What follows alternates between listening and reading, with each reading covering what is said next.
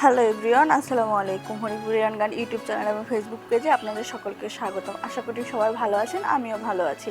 আজকে আপনাদের সাথে শেয়ার করব নতুন একটি রেসিপি, আদা পাকা আমের আচার রেসিপি। তার জন্য বড় বড় কয়েকটি আম নিয়ে নিয়েছি। এগুলো আদা পাকা আম, এগুলো সুন্দরভাবে ধুয়ে নিচ্ছি। ধুয়ে নেওয়ার পরে আমের আঁশগুলো সুন্দরভাবে ছাড়িয়ে নিচ্ছি। আমের আঁশগুলো সুন্দরভাবে ছাড়িয়ে নেব যাতে আমে কোনো আঁশ না লেগে থাকে এবং আঁশের সাথে যাতে মাংস না চলে আঁশের সাথে যেন আমের মাংসটা না লেগে থাকে। এরপরে আমের আঁশ ছাড়িয়ে নেওয়ার পর আমগুলো টুকরো টুকরো করে কেটে নেব। আমের আঁটিতে যাতে কোনো মাংস না লেগে থাকে, এইভাবে আঁটি থেকে আমের মাংসগুলো ছড়িয়ে নেব।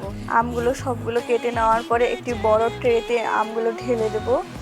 ঢেলে দেওয়ার পর সামান্য একটু হলুদ দিয়ে আমগুলো মেখে নেব। সুন্দরভাবে আমগুলো মেখে নেব যাতে সবগুলো আমে হলুদ লেগে যায়। এভাবে আমগুলো মেখে নিয়ে আমগুলো একদিন সারাদিন এগুলো রোদে শুকিয়ে নেব। আমগুলো রোদে শুকাতে দিয়ে দিয়েছি। এর মধ্যে আমের জন্য তৈরি করছে আমের মশলা। এগুলো হচ্ছে 12 মশলা। এখানে হচ্ছে কালজিরা মেথি, ধনিয়া এসব থাকে। এগুলো এখন গরম করে নেব। গরম করে নেওয়ার পরে এটা গুঁড়া করে নেব।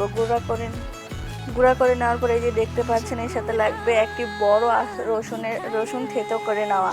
এই যে দেখতে পাচ্ছেন একদিন শুকিয়ে নেওয়া আমগুলো লাগবে।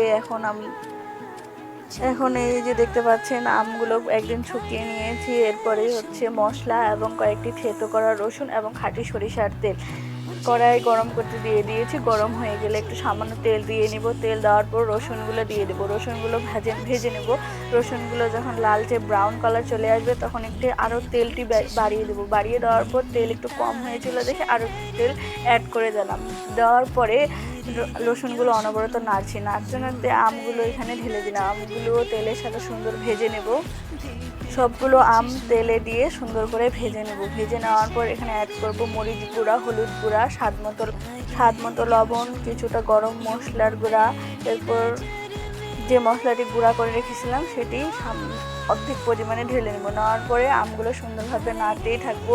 লো হিটে এটা নাড়তে হবে।